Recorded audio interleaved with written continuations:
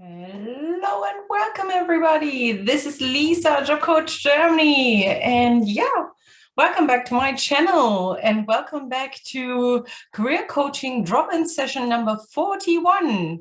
Wow, well, this year is just running, isn't it? And last week, we spoke about rejections and how to best deal with rejections once you receive them via email, for example, after you have sent your application documents to a company, or also what kind of rejection you can expect when you've had a nice job interview, for example.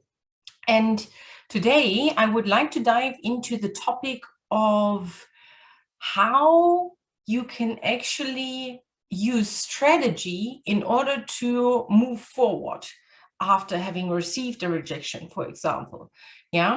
And before we dive right into the topic, I just wanted to make one announcement, because next week on Wednesday, we are definitely having a career coaching drop-in session again.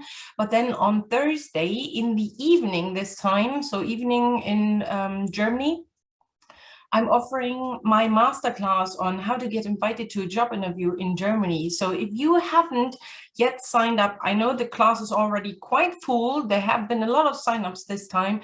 And but if you haven't signed up yet, click on the link on my bio or simply go onto my website, lisajans.com, and then you can find in the menu board the tab for the masterclass, and then you can sign up for it. It's for free.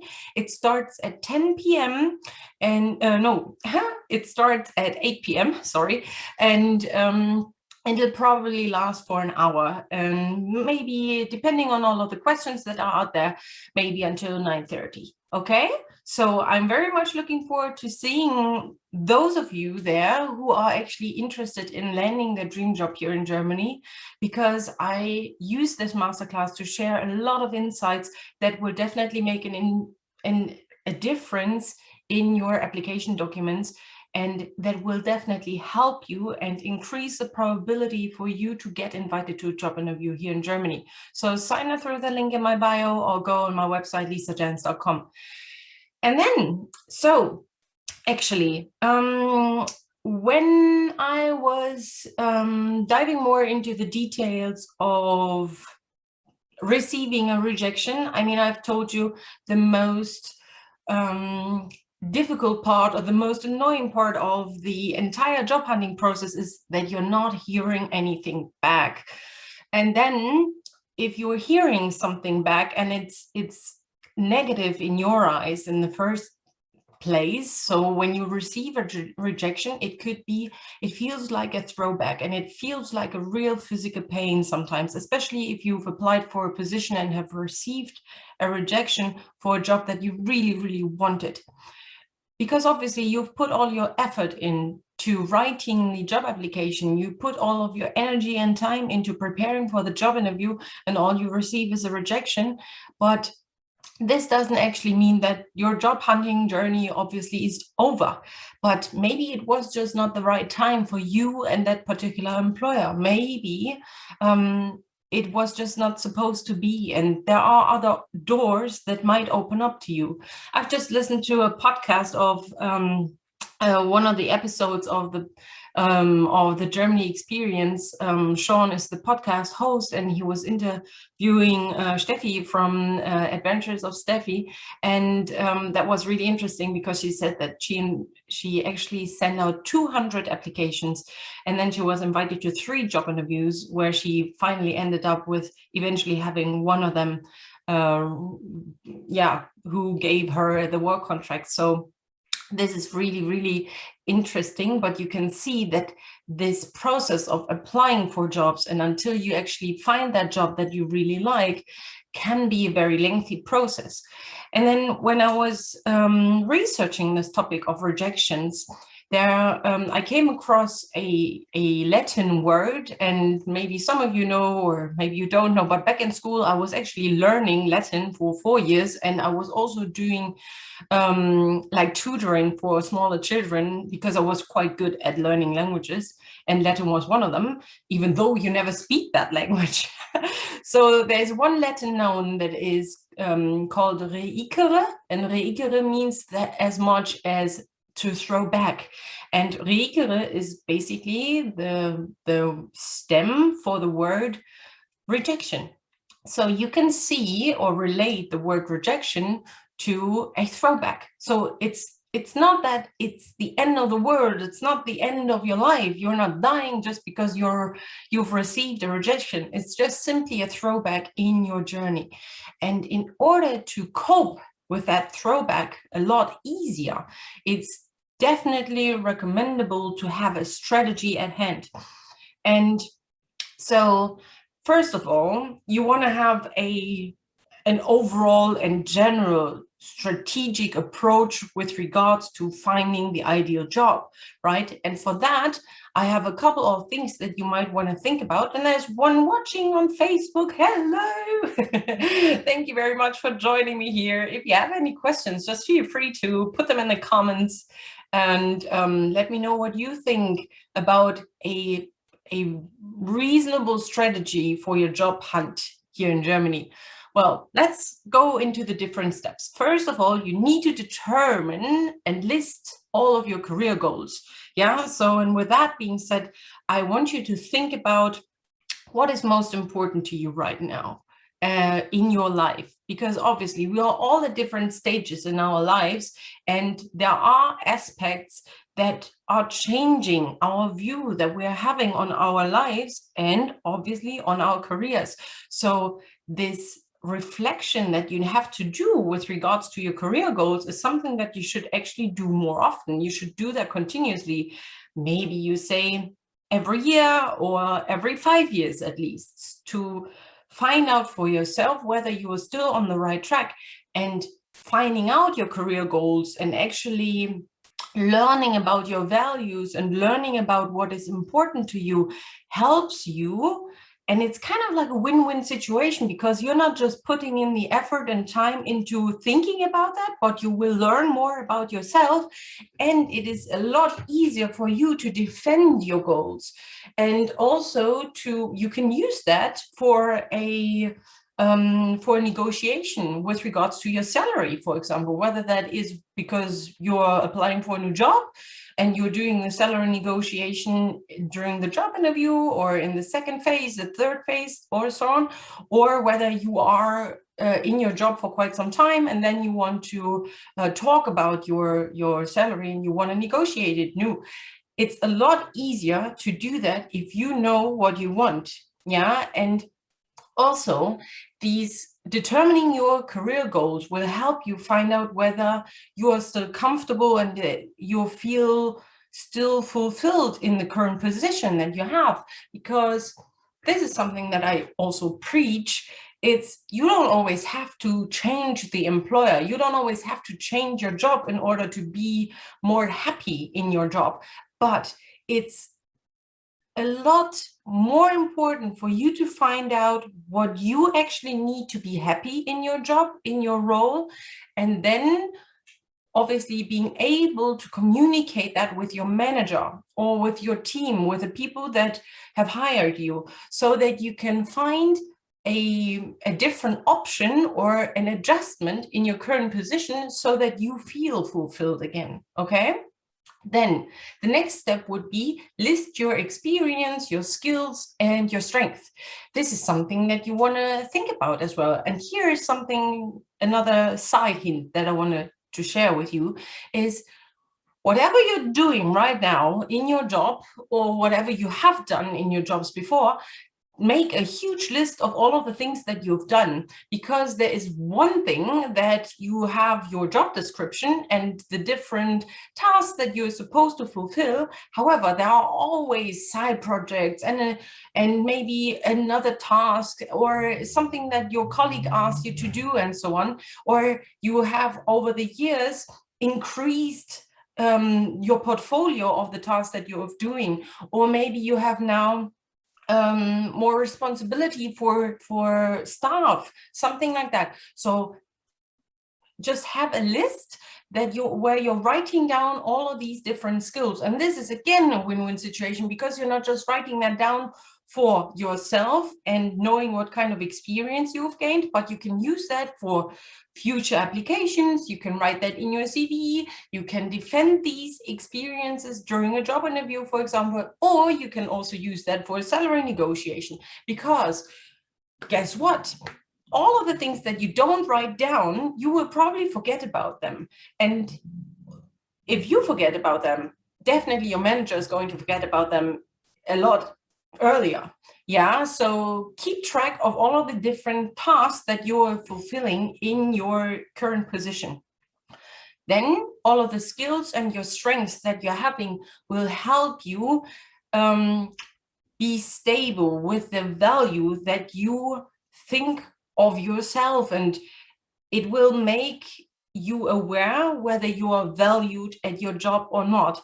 It will help you find out whether there is appreciation in your current position or whether there needs to be a change. And this will definitely help you find out whether you are still happy in your current position or you're thinking of moving on with someone else, with a different company, or you just simply find out why you're not quite that happy.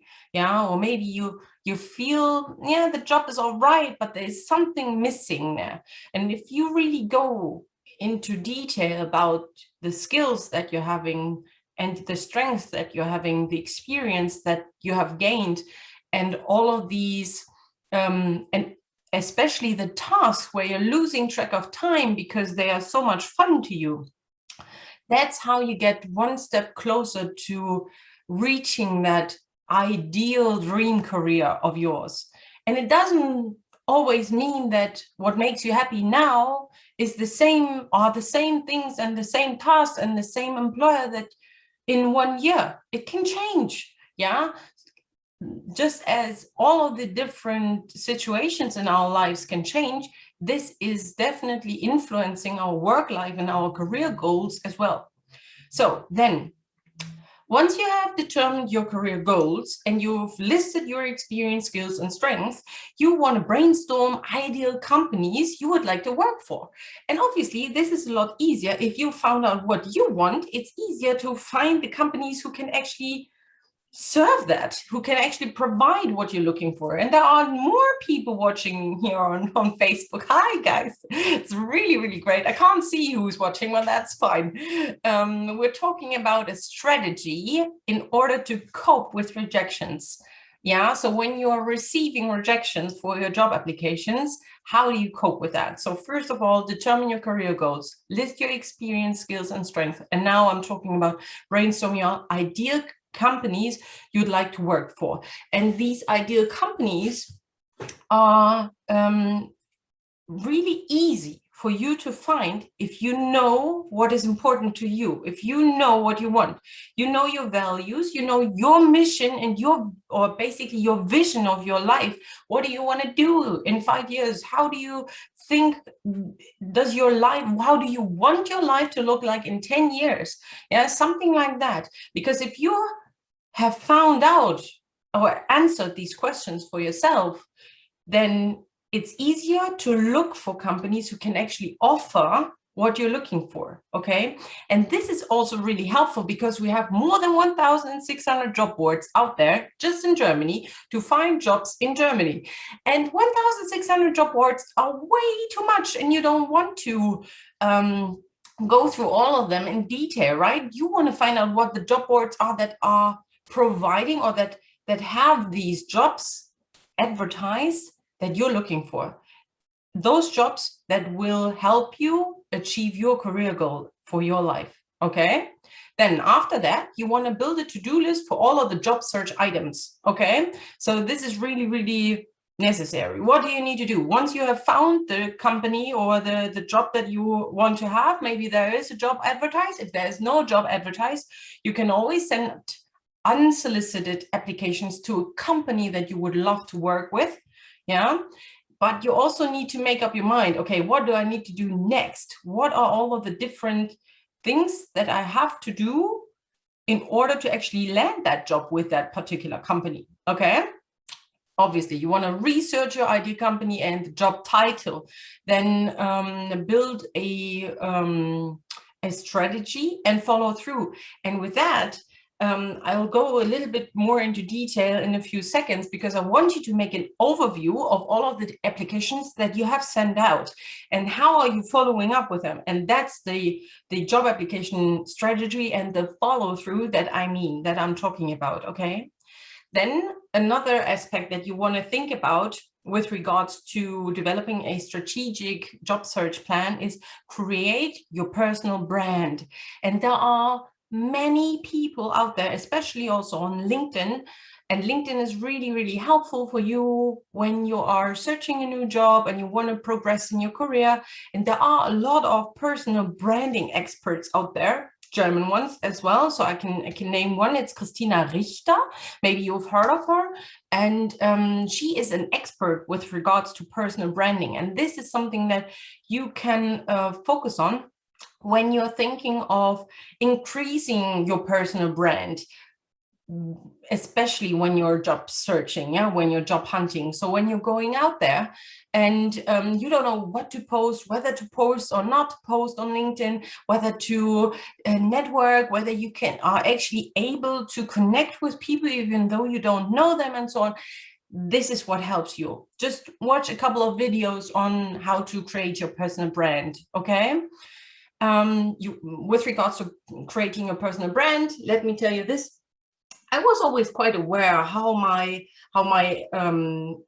image, the image that are presented outside, and like what the limitations were and what I was supposed to what I was not supposed to do in case recruiters or hiring managers were to look me up online, were to look me up on social media, whether that was back then when I was still working in corporate. I didn't have Instagram then, but Facebook, for example. And I remember there was this one party, it was quite some time ago, back when I was still studying, and it was some sort of like the first semester party or something like that. And we Germans like to drink beer, and I was drinking beer, and then there was this person who wanted to take pictures of people drinking that particular beer brand.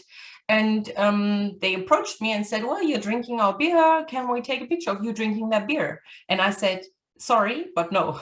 So glad that I didn't have that many beers at that time, so that I was able to put the line here and tell them, no, actually, I don't want to, because I don't know what is happening with that picture later on and whether that might cause me to not get the job that I want.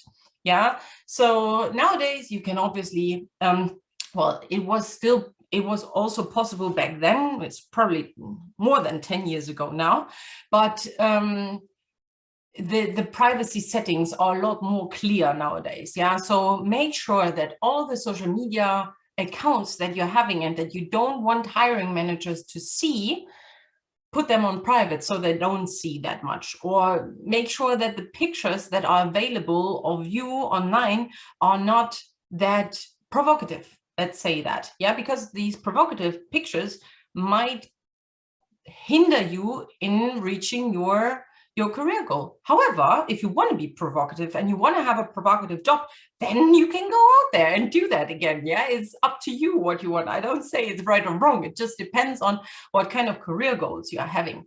And yeah, so be careful with your privacy settings on your social media accounts.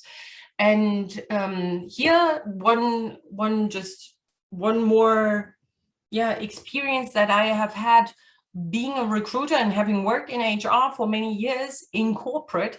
I just wanted to share with you guys, we're not always searching for candidates on social media. Yeah, because obviously HR and the tasks that we're having in HR, in the HR department, are so vast that we don't always have the time to do that.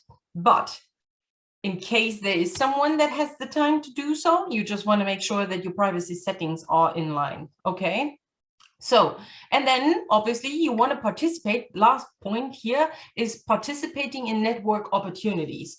And here I mean all of the different network opportunities.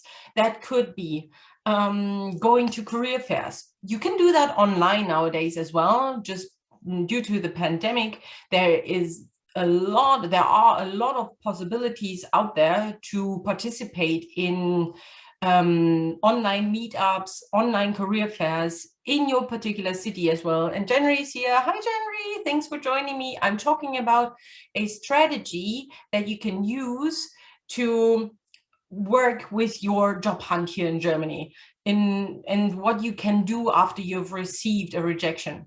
So if you are thinking of watching another episode of my career coaching drop-in session, I can recommend episode number 23. It was about the strategic job search approach, and maybe you want to take a look at that as well. This is especially helpful if you are just starting out with new applications. Okay, so let's get back to that point that I've mentioned before. Build a job application strategy and follow through. So what are actually the things that you want to organize? So you want to have an overview of, for example, of the companies that you have applied for. And you have this list, or in a spreadsheet. A spreadsheet is the best when you are having the company name, the job title, the contact, so basically the email and the phone number of the corresponding person, yeah, then the date when you applied, then the official deadline or the application as stated on the job ad, then obviously the method of delivery. And Cavery is here. Hi, Cavery. Thank you very much for joining me here. And there's a new person on Facebook joining me as well. Hi. And the method of delivery, just think about that. How have you applied for that particular job? Was that in person? Did you meet them at a career fair, for example, and you handed over your CV? Then make sure that you get the business card of the person that you gave your CV to, okay? Think about another method, via email or through a job board. Yeah, that's very, very popular. You can send your applications through LinkedIn, through Indeed, through Stepstone nowadays. Or also very popular nowadays, the company's career platform. Yeah, and if you're sending, so this method will help you to find out and remember how you applied for that particular job. Especially with the company career platforms, it sometimes happens that you don't receive an email with updates all the time, but they want you to be proactive and go back into their careers platform once a week or maybe every day to take a look at what the status is of your application, okay? And then the last point that I want you to include in your spreadsheet, in your overview of your applications, is the status. So do you need a follow-up? Do you need to call someone? Do you have a call? Do you have a job interview? And what was the turnout? Yeah, so what was the result of all of that? And maybe you have sent your application to a particular contact person, but then you've had a first telephone contact and that was a completely different person, and then you're writing that down in just any sort of remarks in your overview. And this is really key when it comes to going on and on with your job search. Yeah, this is the strategy, because then you know, okay, so normally what I have done when I was still applying for jobs, I would have this spreadsheet, and then the status column, I would have different colors, maybe red, a rejection, yellow, still in progress, green, I've done everything I needed to do, or maybe I got invited to a job interview or something like that. Or you could have different colors that would definitely tell you right away how you need to react, okay? And then you want to make sure that you know what the deadline was of when you were supposed to apply, because 2 weeks later, or let's say 15 working days later, you want to contact the company if you haven't heard anything back, okay? And this is something that you then need to schedule in your calendar, because if you're sending several applications, and as I've talked to you about earlier, Steffi sent out 200 applications, so you can get lost and you can lose track of all of your applications, and that's how you get around that, okay? So having this spreadsheet with the overview, and then also scheduling when you're contacting the companies again, okay?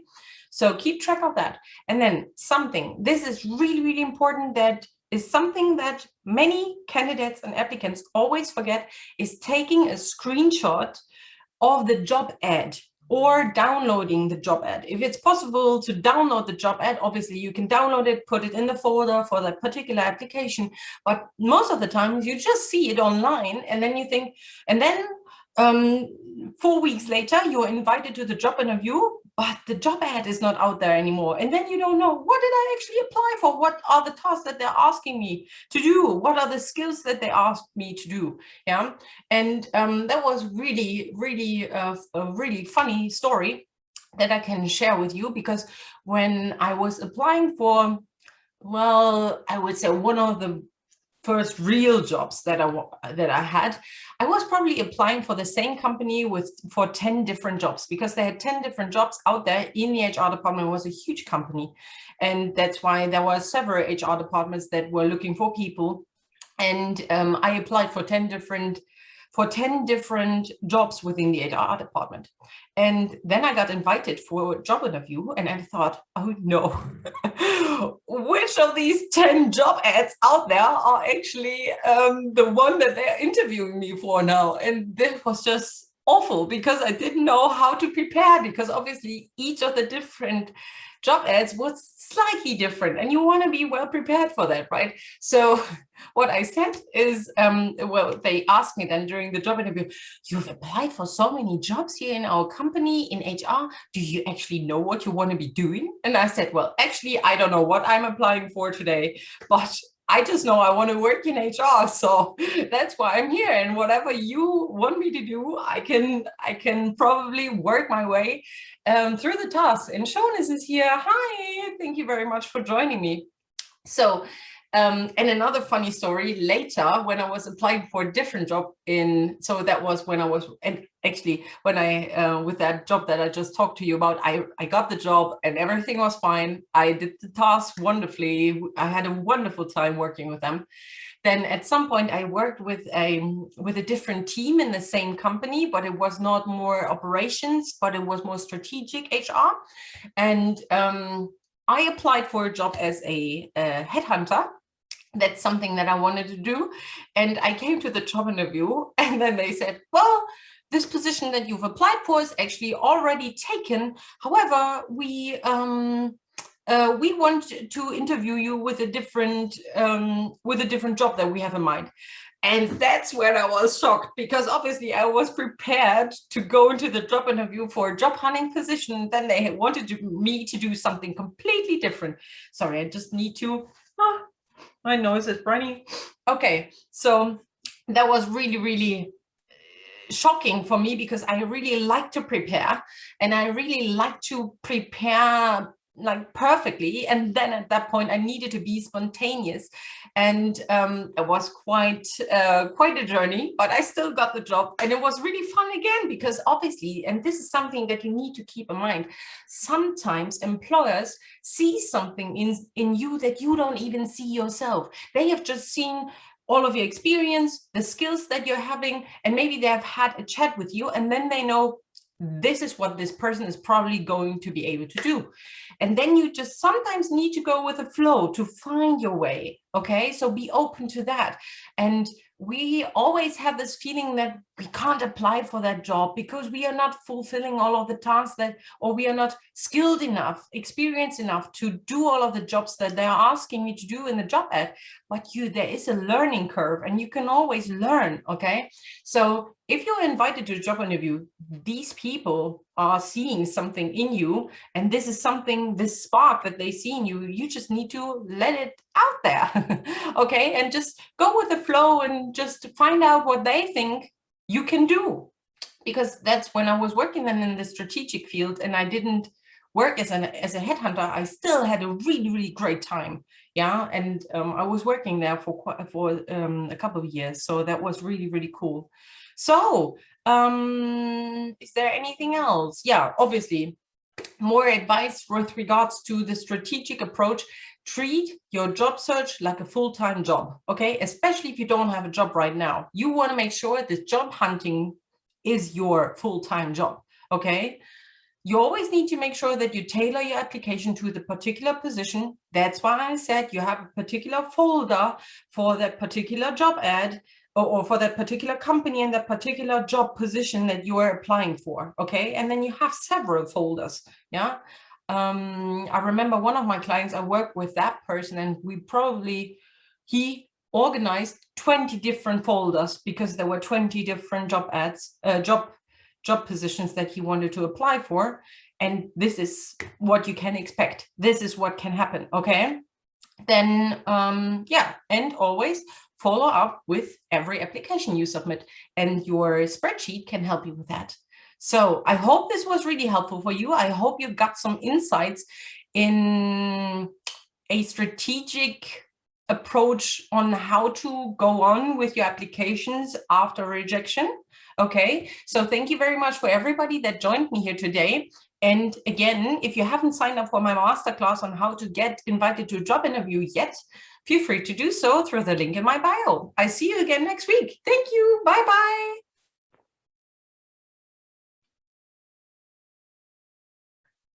Thank you, and bye-bye, Facebook.